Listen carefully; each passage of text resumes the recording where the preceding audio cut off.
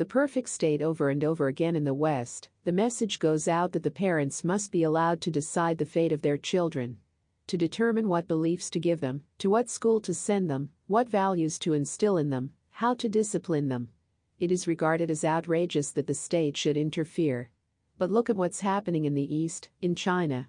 It's rapidly becoming the world's top economy and churning out entrepreneurs, mathematicians, engineers, musicians, and so on, of a fantastically high caliber, all within a centralized command and control system run by the Communist Party. In China, it's regarded as entirely natural for the state to set the tone, not parents. The state even decided how many children a family should have. Chinese parents have internalized the values of the state and, given the population of China, have realized the imperative of maximizing their children's talents. The phenomenon of the tiger mother, the mother determinedly pushing her children to achieve great things through constant hard work and practice, has now started to create waves in the West too. China has, as yet, no privileged elite, other than those associated with the Communist Party, to ruin and corrupt it, but that will change over the next few decades, unless the Chinese introduce enormous inheritance taxes to stop the new breed of multimillionaires, forming a future dynastic elite. Historically, China has always seen the state as more important than individuals, while the West has championed the individual over the state. In fact, Western individualism is regarded as one of the reasons why the West proved so much more successful than the East. After the birth of Western science, before then, China was more advanced than the West. The optimal solution is one where the purpose of the state is to create autonomous individuals whose talents and strengths are maximized. Who is better able to accomplish the task? The family unit, which has, typically, two mediocre parents as its controllers, or the state, which has, potentially, the finest minds out of hundreds of millions of people to direct it? To put it another way, since the state can assemble the nation's greatest geniuses to determine how to bring up children in the best possible way, while the family can, at best, muster only two religiously brainwashed, academically average parents, which of the two alternatives is likely to know best how to produce the finest, highest achieving children? You would need to be insane to trust the job to parents. And what about dysfunctional one-parent families, or families where the parents are working all hours, or where the parents are illiterate and of subnormal IQ, or where parents are alcoholics, religious fanatics, drug addicts, or where parents are suffering mental health problems, and so forth? How can this disastrous range of parental types lead to sensible, optimized outcomes? Why should children have their futures ruined by inept parents? But if all children are put under the full control of the state, they can all expect exactly the same: maximized education, regardless of the failings of parents. The sad fact is that most parents ruin their children's lives because they don't know any better. They do the best they can, but most are hopelessly inadequate. How many parents have detailed knowledge of the latest psychological and sociological research regarding how the mind and society works? Why are ignorant, stupid, religiously indoctrinated parents regarded as the fount of all wisdom? It's crazy. It has suited the old world order, with their doctrines of family first and negative liberty, minimal state interference, to have the family as the central unit of society. That model has given them the power and control over society that they have always sought. The last thing the Owo want is a state full of supremely talented, autonomous individuals who will no longer tolerate being treated as second-class citizens. The Owo, as a matter of policy, have always undermined the power of the state. The Illuminati, on the other hand, as exponents of positive liberty, the doctrine that the state should seek to produce a perfect world, have always seen the state as the sole means of bringing heaven to earth. Stupid families will never manage it, nor selfish, self-absorbed individuals always looking out for no. 1. Hegel, one of the Illuminati's greatest grand masters, is often accused of state worship. The Illuminati do indeed revere the state, but only the meritocratic state run by the finest minds, not the sort of monster state we see in America, run by a privileged elite in Washington, D.C., controlled by lobbyists and the super-rich, promoting the interests of Zionist banks and corporations of all times. Such a state is an abomination, a catastrophe, an absolute inversion of the true meaning of the state. The real state can have only one function: to optimize all of the people. There can be no privileged elites, no two-tier societies, no them and us, no one law for them and another for everyone else, no looking after number one and so on. The state must be seen to be acting in everyone's interests, and there should be no conceivable doubt about that. There can be no entrenched elite. The anti-state, pro-family propaganda of right-wing conservatives has been a catastrophe for the world. The state, not the family, is the sole guarantor of universal standards of fairness, justice and equal opportunity. The state is a fundamentally left-wing conception, while the family is invariably right-wing. The family, as history has demonstrated all too clearly, is always preoccupied with its own interests. The world of the family is a world of vicious competing units, striving with all of their might to climb up the status tree and push everyone else down. The old world order is the inevitable and logical product of a society based on the sacrosanct family. Inheritance is an intrinsically family-centric doctrine. It cares nothing for the commonwealth. This is the central problem with the family. It is always seeking its own maximum advantage and cares nothing for others. In fact, one of the family's defining doctrines of success is that others must fail. All families secretly want other families to trip up so that they will then enjoy an advantage over them. That's no basis for a healthy society. The central philosophy of the state is that the best world is the one where cooperation between people is maximized, not minimized. If we all do our utmost to help each other, we all prosper. Your good fortune is my good fortune, and mine yours. We are not trying to cut each other's throats, as in the family model. Cooperation is imperative and critical. It must be ingrained in every fiber of society. The best model for society is the scientific community. All scientists share and share alike. Each scientist is reliant on the work of other scientists. Every scientist wants to make a huge discovery, of course, so an element of competition is always present, but every scientist knows that science would collapse if all scientists jealously guarded their research and never shared anything with their peers. Collaboration and sharing are essential to the enterprise. Science is optimized not through competition but through cooperation. The right-wing view of the world is that the best society is a product of brutal competition between families. Manifestly, this doctrine is wholly false, but no one intends to change it because it is perfect for the privileged elite. They have no incentive to change anything.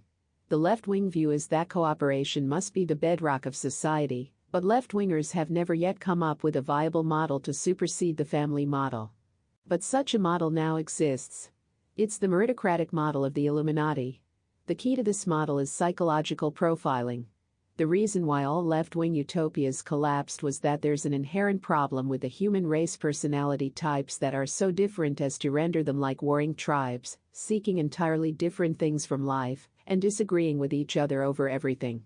These tribes resemble the competing families of the right-wing model of reality. But psychology provides the answer. We can now tailor the world for the members of all the different tribes. We can separate those tribes that are likely to be in conflict with each other and unite those that will cooperate. Intertribal conflict will be minimized and cooperation maximized. The left-wing model of a caring, sharing, collaborative, cooperative, meritocratic society based on the Commonwealth can become a reality. We really can build utopia by using our knowledge of psychology and sociology. The right-wing game theory of life where ruthless units of self-interest savagely compete with each other, but manage to attain a state of sullen, suspicious equilibrium, just as America and Russia did in the Cold War, has had its day. Now we must adopt the left-wing view of life that reflects the strengths of the most successful group in the history of the world, the scientific community. We have the knowledge to achieve it. All we need now is the will. We can build a world of merit rather than privilege where everyone has an equal opportunity, and where we are surrounded by friends rather than enemies, and where we all want to cooperate with each other, because we have finally grasped that we will be much happier and more successful if all of our neighbors are happier and more successful. The law in the context of society, the past must never be allowed to determine the future. The success or failure of parents should have no bearing at all on the success or failure of their children. The law must be constructed to ensure that all children start with an equal opportunity in life. The law must therefore automatically prohibit inherited wealth, because such wealth can have no effect other than that of providing an unfair, unearned advantage to those who inherit it. The state must provide a tailored education for everyone, hence the influence of parents on their children's fates will be minimized. Stupid, dysfunctional parents will not be allowed to ruin their children's lives. The state is the sole guarantor of human freedom from the past. The old world order are determined to ensure that the past dictates the future. That's the whole point of inheritance and privilege. The concept of hereditary power and wealth extending down through the centuries is the essence of the ideology of the dynastic elite families that have perpetually ruled our world to their supreme advantage and the disadvantage of everyone else. Meritocracy, the keystone of the New World Order, is all about removing inheritance, privilege and hereditary rule once and for all. Only in such a world are equal opportunities and genuine freedom possible. If you are an advocate of freedom, merit and an equal chance for all, then you must be opposed to inheritance, privilege in the family as the key unit of society.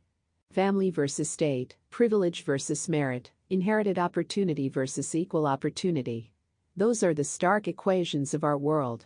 That's the old world order versus the new world order. Now choose. The admirable Crichton Scotsman J.M. Barrie is famous for being the author of Peter Pan, or The Boy Who Wouldn't Grow Up, but he ought to be much more famous for his play The Admirable Crichton, one of the most subversive works ever written and greatly admired by the Illuminati. Crichton is a butler to a British lord. When the lord and his rich family and friends go on a sailing expedition, their ship is wrecked, and they are stranded on a deserted island far from any major trading routes. The chance of rescue seems remote. At first, the lord is in charge of the group, but it soon becomes apparent that neither he nor any of the other toffs have any clue how to do anything. Only Crichton has any practical skills, and he now becomes the undisputed leader, and the rest refer to him as the governor, the boss.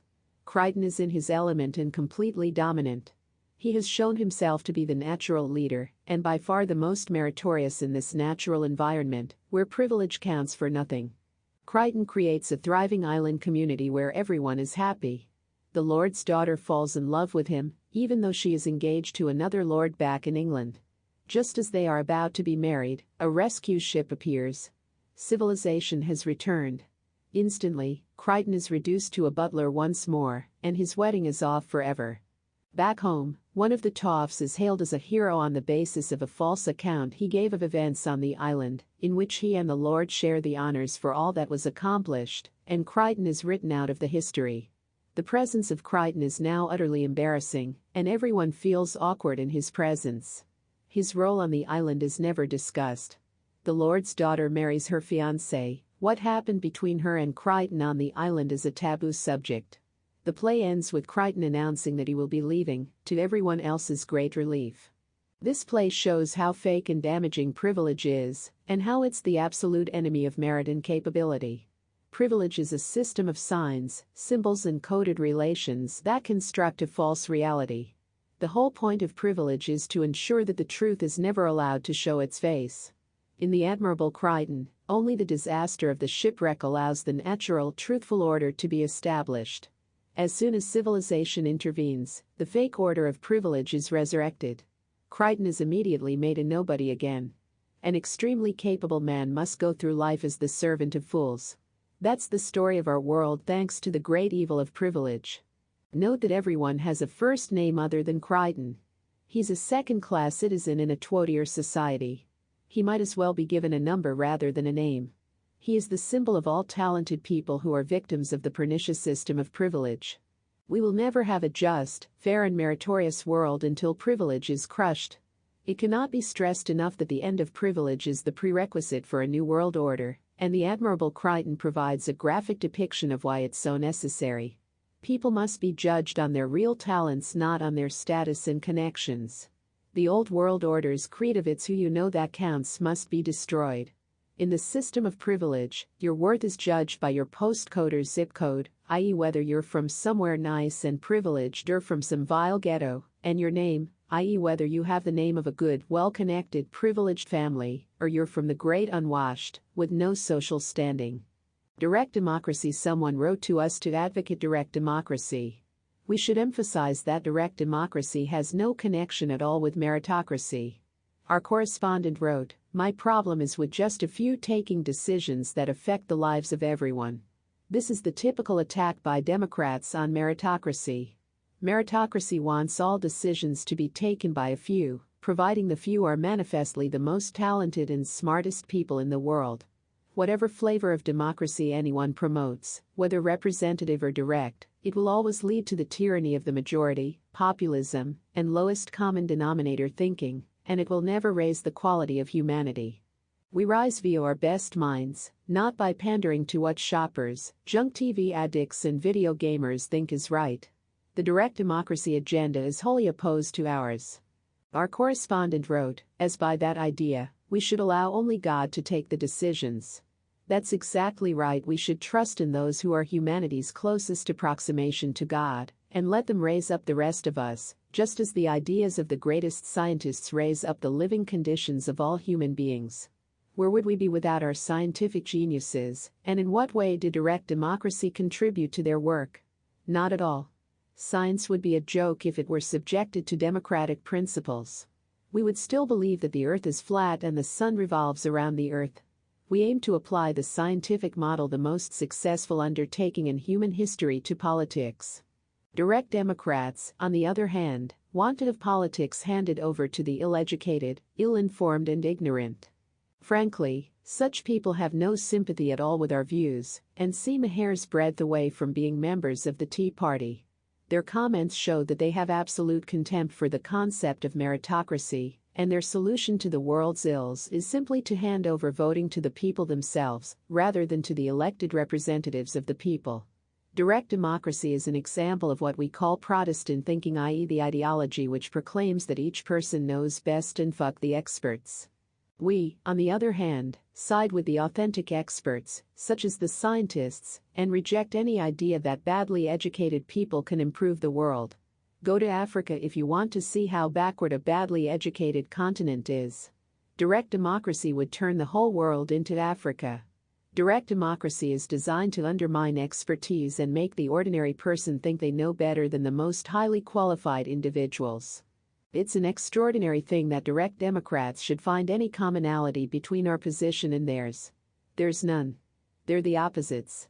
We are meritocrats while they are those who want to find a better implementation of democracy via getting decision-making closer to the voter.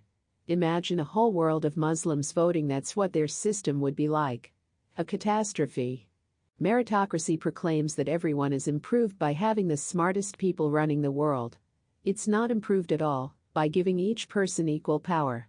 A world of 7 billion Muslims exercising direct democracy would never progress.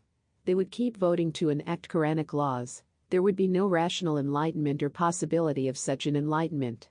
All progressive measures would be voted down because they would be judged anti-Quranic. Meritocracy, on the other hand, supports the free thinkers, the thinkers who are way ahead of everyone else. Meritocracy leads to dynamism, radicalism and rapid progress based on genuine expertise. Direct Democrats ought to read An Enemy of the People by Ibsen. The minority is always right. The family. The natural enemy of the state, the intractable problem of political philosophy, so deep-seated that many political philosophers have avoided any consideration of it, is the unbridgeable gap between the basic functional unit of the state, the family, and the state itself. The aim of the state, most people would agree, is to serve the interests of all of its citizens, to treat them as fairly and equally as possible, to show no favoritism, and to do what is best for the population as a whole. The family, on the other hand, seeks to always serve the interests of its own members, to show blatant favoritism towards those members, to try to secure the best possible treatment for itself, and screw everyone else. So, the state's functional unit, the family, and the state itself are mutually incompatible. The British Conservative Party, the Tories, seeks to minimize the state and maximize the self-interested behavior of families, all well and good for the successful families from which the Tories garner most of their support. The old British Labour Party, the traditional opponents of the Tories, sought to redistribute wealth and generate a more equitable society. The state, under old Labour, was quite willing to dictate to the family. New Labour, the modernised Labour Party, has abandoned the historical Labour project and is now just an alternative Tory party with practically identical policies and outlook on life. No state can ever be successful until it resolves the tension between family and state. The meritocratic state is the solution, providing the family buys into the concept of merit that it's ultimately in everyone's best interests, including the families, for everyone to promote the interests of the most meritorious individuals in society, regardless of from which families and backgrounds they come. The family? Dog eat dog. When British Prime Minister David Cameron exhorts families to do their best for their children, what does he mean? What does he really mean? In a world of limited resources, anything that one person has is denied to another.